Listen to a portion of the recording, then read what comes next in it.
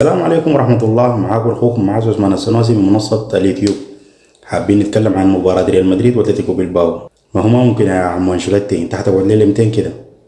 يا اخي انا قسما بالله انا شخصيا يعني معاذ انا بكرهك وانت بتشيل معانا بطولات. يعني كان اخذت معانا مثلا زي دوري الابطال انت بتاخدها اي صح، لكن انا بكرهك اصلا لانك انت ما شايفك المدرب المناسب اصلا لريال مدريد حاليا.